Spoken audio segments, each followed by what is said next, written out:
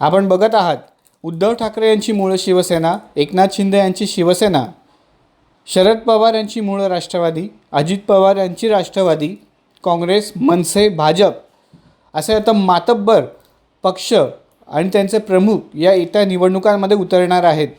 अर्थातच रणधुमाळी. प्रश्न असा आहे की नक्की कुठला पक्ष येत्या काळात ज्या निवडणुका होणार आहेत त्यामध्ये मुंबई महानगरपालिका, ठाणे महानगरपालिका, त्याचप्रमाणे विधानसभा आणि लोकसभेच्या ज्या निवडणुका होणार आहेत त्यापैकी कुठल्या पक्षाला सगळ्यात जास्त संधी आहे उभारी घ्यायची. आणि निर्विवादपणे दोन पक्षांची नावं आपल्या समोर येतात. एक आहे उद्धव ठाकरे यांची मूळ शिवसेना आणि राज ठाकरे यांचा महाराष्ट्र नवनिर्माण सेना हा पक्ष. प्रश्न आपल्याला असा पडतो की मूळ शिवसेना उभारी का घेईल. ह्याचं कारण असं की मूळ शिवसेनेतले अनेक आमदार, खासदार, माजी नगरसेवक, नगरसेविका हे शिंदे सेनेत गेलेत. त्यामुळे शिंदे सेना आधीही इकॉनॉमिकली स्ट्रॉंग होती, मात्र या सगळ्यांच्या जाण्यामुळे अजून जास्त शिंदे सेना इकॉनॉमिकली स्ट्रॉंग झाली आहे. तर दुसरीकडे मूळ शिवसेना ही इकॉनॉमिकली वीक आहे, डाऊन झाली आहे, कमकुवत झाली आहे. हे त्रिकाल सत्य आहे या घडीला की मूळ शिवसेनेत सध्याच्या घडीला मूळ शिवसेनेला इकॉनॉमिकल क्रायसिस भेडसावत आहेत. त्यामुळे येणाऱ्या निवडणुका मूळ शिवसेनेसाठी देखील एक नवी उभारी घेण्याची संधी असेल. कारण मूळ शिवसेनेत अनेक नवतरुणी इलेक्शनला उभे राहताना दिसणार आहेत. दुसरा जो महाराष्ट्रातला पक्ष आहे तो म्हणजे राज ठाकरे यांचा महाराष्ट्र नवनिर्माण सेना. आपल्या सर्वांनाच माहिती आहे की मूळ शिवसेनेतनं राज ठाकरे हे वेगळे झाले आणि त्यांनी स्वतःचा महाराष्ट्र नवनिर्माण सेना हा पक्ष जवळपास 15 वर्ष आधी महाराष्ट्रात काढला. आणि या पक्षाने सुरुवातीच्या काही वर्षांमध्येच अनेक आमदार आणि नगरसेवक महाराष्ट्राला दिले. त्यानंतर म्हणजे अंदाजे 2012-13 नंतर याच महाराष्ट्र नवनिर्माण सेनेला उतरती कळा लागली. आणि ही उतरती कळा आज जवळपास एका दशकाने म्हणजे 2023पर्यंत देखील चालू आहे. सध्याच्या घडीला महाराष्ट्र नवनिर्माण सेनेत एक आमदार आणि एक नगरसेवक एवढेच लोक निवडून येत असल्याने प्रचंड कमकुवत महाराष्ट्र नवनिर्माण सेना हा पक्ष झाला आहे.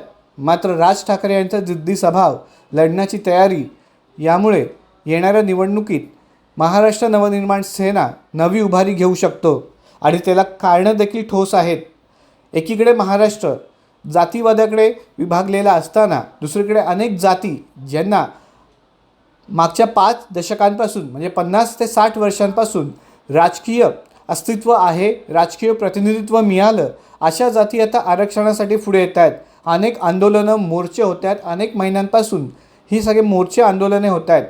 तर दुसरीकडे महाराष्ट्रात एक विदारक चित्र आहे की महाराष्ट्रातल्या कायस्थ, ब्राह्मण, सारस्वत, पाठारे प्रभू या आतंकवादाने त्रस्त असलेल्या, अन्याय अत्याचारग्रस्त असलेल्या जातींना राजकीय प्रतिनिधित्व मिळत नाही आहेत. ते केवळ शिवसेना आणि मनसे नाही तर काँग्रेस असेल, राष्ट्रवादी असेल या 2 पक्षांकडून देखील प्रतिनिधित्व मिळत नाही आहे.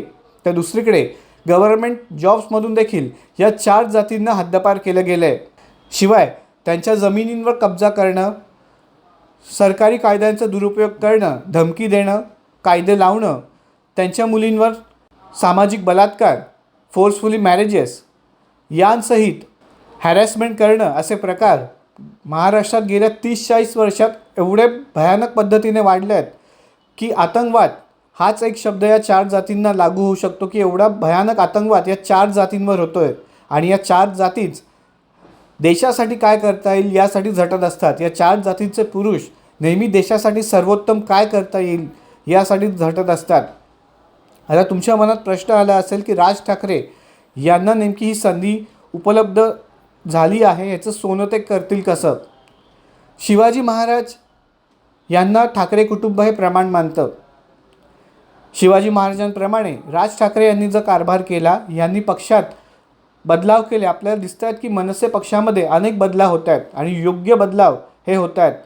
जर असे बदलाव केले, योग्य माणसांना योग्य संधी दिल्या, योग्य ठिकाणी त्यांना पक्षामध्ये स्थान दिलं तर मनसेला येत्या काळात उभारी घेण्यापासून कोणी अडवू शकत नाही.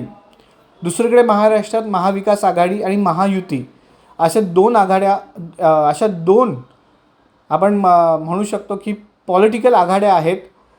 त्यामुळे एकीकडे आरक्षण, दुसरीकडे सुप्रीम कोर्टाचा निर्णयावर महाराष्ट्राचे विधानसभा अध्यक्ष काय निर्णय घेतात हे बघणं देखील महत्त्वाचं ठरणार आहे. आणि याच महवियामध्ये म्हणजे महाविकास आघाडी आणि महायुतीमध्ये फाटाफूट होते का हे देखील शक्यता वर्तवण्यात येत आहे. कारण त्याला कारणं अर्थातच जे काही मोर्चे निघतात आरक्षणासाठी हे असू शकतं. असं एक नाव न सांगण्याच्या अटीवर अनेक पुढारी बोलत आहेत. असं जर झालं तर मनसे कोणाबरोबर महायुती करणार किंवा मनसे महाविकास आघाडीत सामील होणार का, किंवा या दोन्ही राजकीय आघाड्या वेगवेगळ्या झाल्या तर महाविकास आघाडीमधल्या कुठल्या पक्षाबरोबर मनसे युती करणार किंवा महायुतीमधल्या कुठल्या पक्षाबरोबर मनसेचं सूर जुळणार हे देखील येणारा काळ ठरवणार आहे. पण एकंदरीत गणित बघता मनसे आणि भाजपा यांची युती होण्याची शक्यता आहे. आणि तसं झालंच तर महाराष्ट्र नवनिर्माण सेनेचे कधी नव्हे एवढे विक्रमी नगरसेवक मुंबई महानगरपालिकेत निवडून येतील. आणि जर नागरिकांनी साथ दिली, नशीब जर राज ठाकरे आणि मनसे बरोबर असेल तर आमदार आणि खासदार देखील मनसेचे निवडून येऊ शकतात. त्यामुळे आर्थिक गणितं देखील बदलणार आहेत. आजच्या घडीला भाजप आणि एकनाथ शिंदे यांची शिवसेना हे दोन पक्ष सोडले तर जवळपास सर्वच पक्ष हे इकॉनॉमिकल क्रायसिसमध्ये आहेत. प्रचंड इकॉनॉमिकल क्रायसिस ते फेस करत आहेत. त्यामुळे भाजपाबरोबर होणारी मनसेची युती नक्कीच इकॉनॉमिकल क्रायसिसवर परिणामकारक उत्तरं देणार आहेत. अनेक वर्षांपासून राज ठाकरे यांचं स्वप्न होतं की मुंबई महानगरपालिकेत मनसेचे नगरसेवक असावे. आणि कदाचित 2024 हीच ती वेळ आहे की भाजपाबरोबर युती केल्यावर राज ठाकरे यांच्या मनसे पक्षाचे विक्रमी नगरसेवक येतील. आता यामध्ये महाराष्ट्रात आणि खास करून मुंबईत राहणारी जनता देखील मनसे आणि भाजपा युतीकडे कशी बघते आणि त्यांना मतदान कसं करते हे देखील खूप महत्त्वाचं आहे. तुर्तास राज ठाकरे यांच्या मनसेला आणि उद्धव ठाकरे यांच्या मूळ शिवसेनेला खूप मोठी संधी आहे. एकीकडे उद्धव ठाकरे यांच्या मूळ शिवसेनेप्रती अनेक सहानुभूती महाराष्ट्रात आहे, कोणीही नाकारू शकत नाही. तर दुसरीकडे महाराष्ट्राचं डॅशिंग नेतृत्व म्हणून राज ठाकरे यांच्याकडे बघितलं जातं. आता यांमध्ये कुठला पक्ष सरस ठरतो, कुठल्या पक्षाचे नगरसेवक मुंबई महानगरपालिकेत निवडून येतात हे येणारा काळ ठरवेल. धन्यवाद.